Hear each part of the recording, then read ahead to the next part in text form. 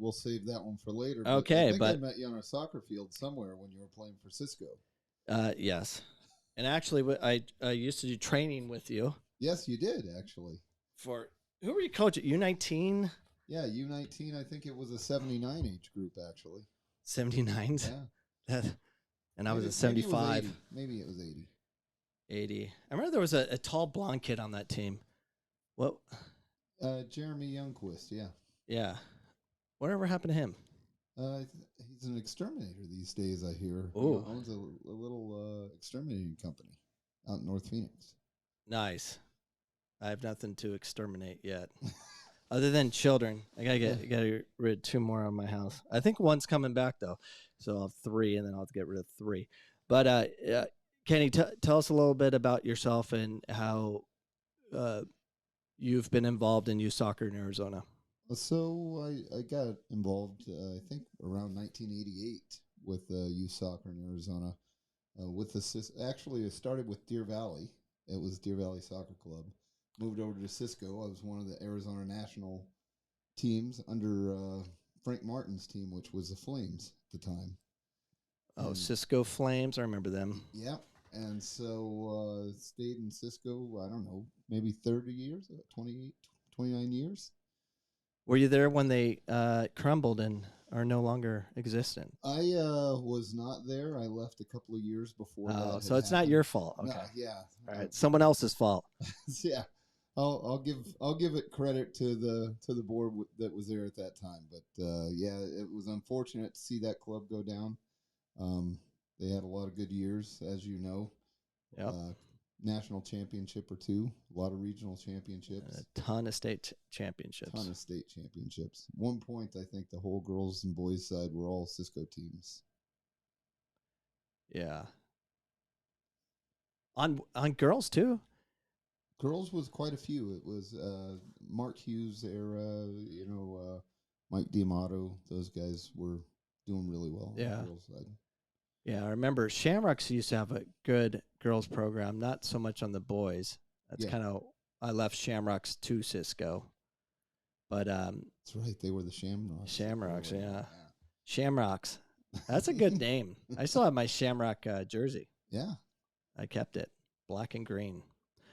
But I wanted you on the show to talk to you a little bit about where you've seen youth soccer back in the early 90s to what it is today. What do you remember about the early 90s as far as talent pool? How many clubs do you remember back then? And what the difference is today? Yeah, early 90s, it wasn't like anything like it is today. We probably had, I don't know, I want to say about 10 or 15 clubs in all of Phoenix. It wasn't anything like it is now. We had, in my opinion, and I was just talking to Harry Demos about this the other day. The talent pool is so diluted now that you have to look across several different lines to bring in the best talent. Instead of you don't have 3 or 4 teams in a market that are actually doing very well and you can really spot. And I use the Cisco Flames as an example on a lot of those because that was a group that I was primarily involved with after my team was absorbed by them. I worked with Frank Martin, and him and a bunch of people got together, and it wasn't hard to find the talent. It was Santos at the time. I think Fort Lowell had a great team at the time in that age group. A couple of guys from Mesa, a couple guys from Sereno at the time, I think, or maybe that was an offshoot of Juventus. And they all got together, put together one team. It wasn't hard to find the players. They put the coaches in a hat, and Willie Watson ended up coaching the team, and it was a great team. But it was not. We didn't have to search in 15 different clubs like you would have to do now to try to. I think it's so diluted now that it's hard to find. Everybody's got a good player, but it's hard to find that 5 or 10 different people that can make a difference at the national level. Yeah, I've noticed that. That even like when I'm doing recruiting and they're like, hey, there's a good player over here, and I'll go watch them, but they're playing on an average team. And some of the time you can't even recognize them as a good player because they're playing with average players. Um, so the talent pool isn't together to really showcase who can play. So I have to go on a lot of recommendation just to find top talent. Oh, I can totally see that. With the exception, I think the residential academy down in Casa Grande was doing fairly well when it Yeah. first opened as RSL, and now it's Barca. I don't know too much about what they're doing down there now, but other than those, I mean, a lot of the stuff that happens up here in Phoenix is the same people doing the same thing that they've always done. Yeah. I think I think the removal of competition hurts too. Like we now have ASA and then we have US Club. We got that great divide, and they typically the won't play each other, and a lot of teams don't do state cup anymore, and it's kind of like beneath them. They're beyond that. Um, there's a lot of hiding going around, and it's getting worse and worse. So, um, back in the early '90s, state cup was a big deal. Oh yeah, that's the biggest change now is you have all these different venues that you can get to a national championship. At the time, you could win state. From there, you could win regionals, or maybe you could get into regionals on a wild card, and then from there you went to nationals. There wasn't all the different venues that there are now to get into the national league or to become a conference champion over here and segue yourself into 8 teams, or I think, or 10 teams now that they have. They had 4 teams at the national level in the last tournament, as you know. So I mean, it has changed a lot from that perspective. There's the ECNL and the MLS Next, and there's all kinds of different venues that you can play through now. And a lot of that has to do with the money those generate for U.S. Soccer, the body. Yeah, and I don't know what they're going to be doing with that money because I remember before COVID, U.S. Soccer inherited like 320 million, and they were a big discussion of what they were going to do with that money, and of course it went into science and facilities. So they would spend a majority of it on for the national team to create a wonderful facility with a place that they have the next level of everything provided for those kids versus going into the inner cities and trying to develop talent or find talent with those players. They don't. They're not gonna. They'll give money. They'll give it out.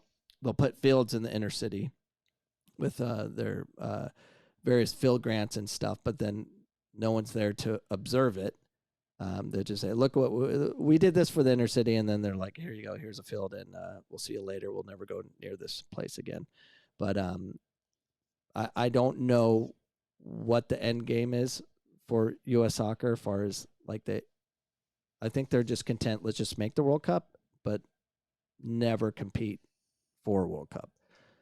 So the question is, can we ever win a World Cup in this country? Is there a talent here to be able to do so?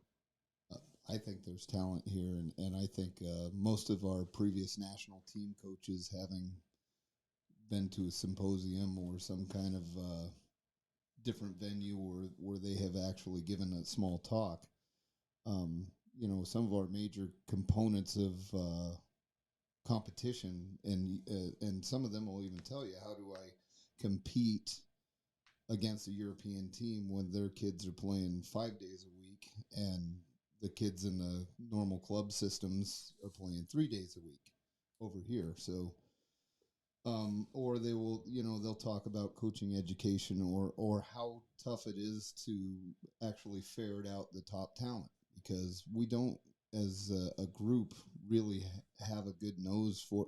There's a lot of kids playing somewhere. We'll use California as an example, or maybe even Arizona, where they got 2 or 3 million people playing in one venue. How are you going to possibly watch all of those people? So there has to be some kind of a conduit for them, and there has been some strives made with the different clubs, but with the pay-to-play model that the way it is, it also knocks out a certain percentage of those kids, and they don't have a venue where they can be showcased or brought to play in the same competitive level as someone that's paying. It, this is where I see the biggest problem. So back when I played Cisco with Asylum and then Syndicate, and we would always train together, there was an outpouring of recruiting from the parents to the coaches. The community got together, and we had some crazy athletes back then. Salvation Army had its own club, and they had crazy talent, future NFL guys out of Salvation Army. There was, because everyone wanted to, like, hey, we can win state cup or whatever. Everyone was competing with each other, recruiting together, and as a community, even board meetings with the coaches, a lot of them are parents and stuff like that, and they would all have discussion, and it would be changing rapidly too. But now there's a great divide. We have a lot of paid coaches, which by the way, I'm fine with people getting paid for the time. Sure. Get paid for your time. But the problem I have is when we're saying, hey, we want to identify talent and go to the next level, win a World Cup or anything. We're not even on the same playing field. But like we're realizing that we're in a situation that the clubs will find and then elevate somehow through academy system. That's what we're going to stick with. It's not working. Obviously it's not going to work, but back to my point of making sure, identifying talent within the community. So we now have paid coaches, a lot from Europe and whatnot, and they're not really part of the community. They're in their own little world. They're like, parents can't talk to you.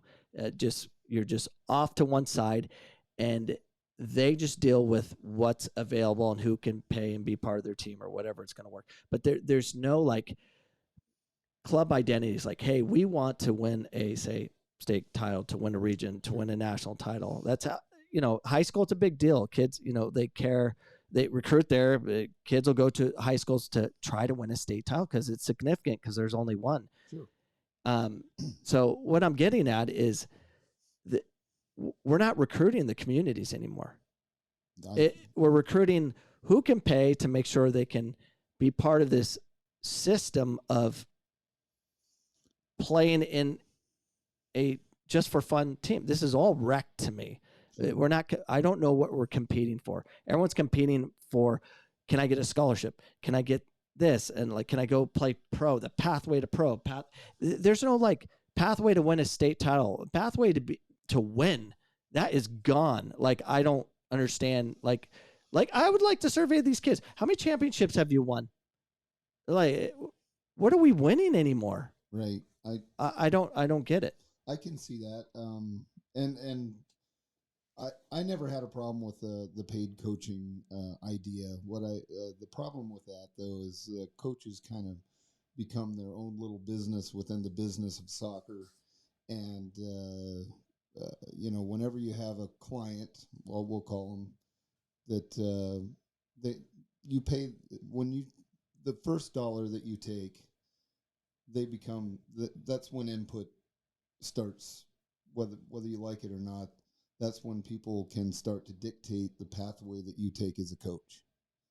Whether somebody gives you more money than the next person, or somebody gives you an extra something on a trip to try and influence your decisions as a coach. I think that's where we get lost a lot in the paid model. And also the fees just seem to be going up and up and up and up. And I mean, I can remember when registration for a kid was $25, and now to play a full season, it's probably somewhere upwards around $1,200, maybe $2,400 with training. But the other thing is, like ASA,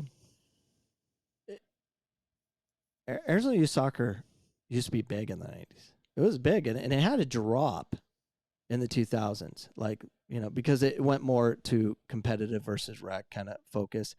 But ASA used to be big, and it was run by one person, Leslie Drennan. She ran it by herself. And then it takes 7-8 people to run it full time.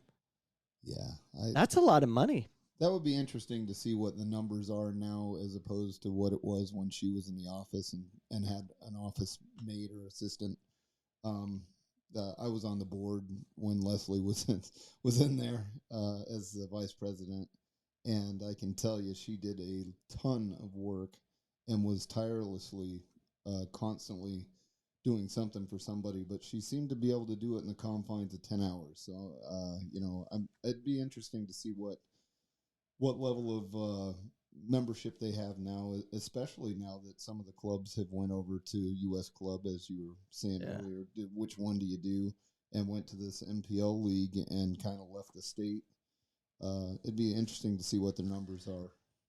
Well, I know they were always around 30,000, and then they would drop, to 28, 27,000, and they would get up like 32,000. I remember when Jason Vanacore was president, that was one thing. It's like, we need to focus on rec. We need our numbers to increase.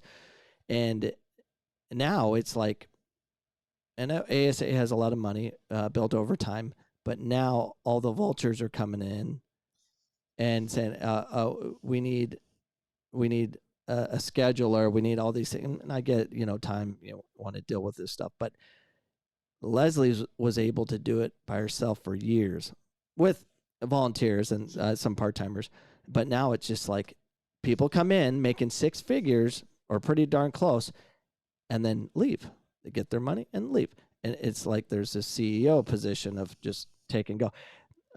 In my opinion, a lot of wasteful spending when we could do something different and actually produce an ODP team per age group and actually make it a value instead of making it a fundraiser, because that's what it is. Make it like, let's identify the talent. Let's make that free. Make something free that everyone has a chance to make it meaningful. And people say, oh, I play for ODP State. People are like, I'm not going to try out for that garbage because I'm part of MLS Next or whatever. There's no significance anymore. Everyone's like branding themselves differently, and families just keep jumping to whatever brand they think it is, and then they're like, it's not as great as I thought. Now I'm going back home and to my home club and all this stuff. I don't know. It's a big mess. It's a Rubik's Cube that cannot be solved, and doesn't seem that difficult. But when you have so many moving parts, like other people, becomes a problem. Yeah, I mean, I think that what you get on the practice field is not going to change a ton from day to day. It doesn't matter if you have Coach X or Coach Y. I think most of the fundamentals are going to get taught the way they're going to get taught, and still dribble, pass, or shoot in the confines of some technical ability here or there. There's no real rocket scientist to it, so I'm not sure. Especially, and I think you did we talked a little bit ago about the disparity of time on the field versus pay of the coach versus pay to the club. Those things do matter from in the confines of the field. If somebody spends 2 or 3 hours out there, whether it's free or whether you're paying somebody $2,000 an hour to do it, that's beneficial. If you spend an hour out there and 30 minutes of it's talking, and you spend $0 or $2,000, that's not beneficial. So I thought that was a pretty interesting piece that you put together on the contact time, and that's that would be a real neat study to really dive into and get into the details about, to see if player X or player Y, because of contact time, was any better or any worse after a year of play. Oh yeah, math can solve all if people want to know the math, and it's not complicated math. That's why I like, Bo Byerly, he's the one that kind of just put that together, and that's why I had him on the podcast, because it made sense. I'm like, oh, this is simplistic, and I got a lot of email like, thanking Bo for that podcast, because they're using that as like arguing with the administration of whatever club they're with. Like, hey, well, I don't understand. We got rained out for 3 weeks. We haven't had a game. We want a refund. So I'm all about refunds at this point. Right. Let's see how many refunds we can produce. But you bring up an interesting point with contact time.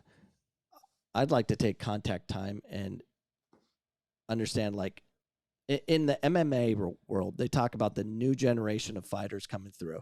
And they're like, there's no way the guys today are going to be able to compete with these kids in 15, 20 years. They're different animals because they start up with wrestling, jiu-jitsu at 3-4 years old. And they're the future. In soccer, the future are the kids that start playing soccer at like 12, 13, 14 years old because they decided to and they can afford to or whatever it might be. But the kids that start at, say, 2, 3, 4 years old, Tiger Woods started that early. A lot of the elite start basically in the home, but that tends to be more inner city than anything else. Those kids that started the right way, watching the game, loving the game, playing the game at such an early age, aren't, when they get to teenage years, a lot of them are gone because they can't afford to be part of something, or the structure isn't developed in a way they can actually showcase what they can do. Like an ODP that's actually free, and they actually show this top state team for each age group and really showcase them. We don't do that. It's just another place where coaches can work weekends to make some good money because of a fundraising concept of ODP versus a true identification program. Yeah. So, and to circle back around to Cisco, there at the my last 5 years there, we primarily were based at Grand Canyon University, obviously, but most of our kids were coming from the inner city, and we had some very good teams. Obviously, they were challenged in finances. And then fast forward to about 2 years ago, I went over to California and I did a job over there for 3 years, and the way I coached high school and became the director of coaching of a fairly large club in Salinas, California. And I'd never seen anything like it. There were very, very talented players throughout that area of California, but they would, the kids would come to school in the morning. They might go to practice, then they go out and pick food in the spinach in the spinach fields, and then maybe go to bed 11 or 12 o'clock at night, and then repeat the process. And most of these kids were food insecure, all kinds of stuff. No money to live, without 5 or 6 families to a house, and so we were fairly successful in getting some of those kids into college, and then getting their parents some financial assistance that they needed to get on their feet. But right here in Phoenix, we have probably 100,000 people in the same situation that we would never even fathom would be the case in our the United States. Somebody's going to bed food insecure. They don't know if the lights are going to come on in the morning, and that's actually happening in a lot of different areas that we don't realize. But so what you're saying is, when those kids get 14, 15, they fall off. Well, of course, because they have to work or they have to do something to help their family. It's too expensive. Like, I don't know how, like, if all my kids, like, I had all my kids playing soccer at one time, but I was the director of coaching, and we got free everything just because I was running the club and everything. But now that I'm not doing that, I have 2 kids playing club, and it's so expensive. Luckily, I'm coaching my son Jet, and I get everything free. I don't get paid there. I kind of like just make sure I don't have to pay for my kid, but I have to pay for Jack, which is not at an expensive club, but it's expensive. Like Surf Cup, Sure. just going there, we're looking at $1,200 to $1,500. They're going to Argentina. That's a $3,000 hit. I mean, how could you do that with 3-4 kids? I don't know how you can possibly survive. And I wouldn't do it. Like, I, I almost wish to a point I never like even introduced the game to my kids because now it's just too expensive. Sure. You know, it's getting out of hand. But it's I don't know what we're doing. The thing is, like, everything's expensive now. Like, you really got to decide what you want to do. Do you cancel all your what you watch on TV? You got to be careful what you eat. I mean, I get C4 every day, which is horrible. It used to be $4. Now it's like a $5.75 within like a year. And now I'm like, all right, I gotta get off this stuff. Like, I could be paying for my kids' next trip on his stupid soccer team, after 6 months of not drinking. So I have to rethink what I do just to afford it. And I can't imagine. I don't know how people afford anything anymore. Like, yeah. I have resources, to ability to function. But if you're not making six figures in your home, minimum, you can't do soccer and have everything you need as a family. I don't know how it's possible. Like, I wonder, like, what are these people, where are they getting their money? And how can they keep doing this rat race we're in? Yeah, you can only do so many car washes and tournaments, Yeah, you've been through it. Some of the bigger tournaments, I guess, are fairly lucrative, but certainly none of the ones that I ever ran made a year out of finances for the club, or was any way to forecast, that we would be able to live on that kind of money till the end of the year. So the funding's got to come from somewhere. Yeah. Well, I don't know. I don't know what the solve is. I just know everything's getting more expensive in a sport that is the cheapest sport to play throughout the world, except in America. Everywhere else, they're figuring it out without having to have a Belt Bank Park. Like, I don't know what we're doing. Like, oh, you have to have this surface, or we're not going to be able to play. At Toledo Park, we have Bermuda grass, occasionally dirt, and then some bullets flying through there, and that's about it. Do they still have games there? I know they have a field. I'm sure soccer's being played there.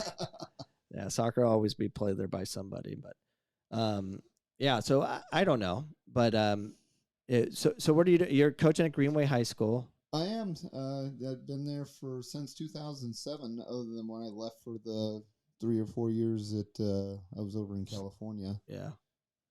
And then you coach all Freya High School. I did. Back when I had to vacate because my boss at the time said it's a conflict of interest. You can't be coaching high school.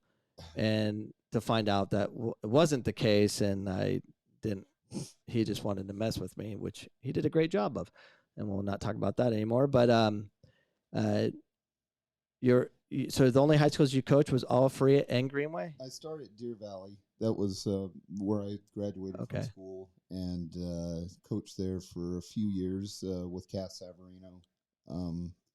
Then I moved over to Agua Fria, and then ended up at Greenway because it was closest to my house, not necessarily because it was a great talent pool. Yeah. Yeah, Greenway. The Demons. Yep, the Demons. They got the demon themselves there. Had a great year this year. They all underclassmen, so they can only go up from here. Oh, good. Well, maybe we'll set up a scrimmage. Greenway and Millennium girls. Perfect.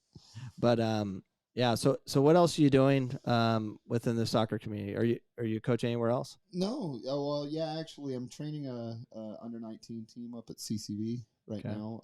Just as a trainer, I'm not spending my weekends and 3-day weekends on the sideline anymore, but yeah, it's fun. A couple of projects in the works to see what we can do here. I was involved in the Salinas Valley Regional Sports Complex when I was in California, so I'm looking for a project to do here that might have a big impact for a lot of different people. Yeah, we'll see. It's a lot of talk, but we'll find out. I'm good at talking. But yeah, I appreciate your insight and coming on the podcast. It's always good to hear from you. It is once I retire from Phoenix College, we're gonna have another podcast and tell the rest of the story because a lot of it's not appropriate for this show, but it may be down the road. Yeah, you never know. Yeah. Fun times. All right. Well, thanks for coming on, Kenny. I appreciate you. Yeah, thank you.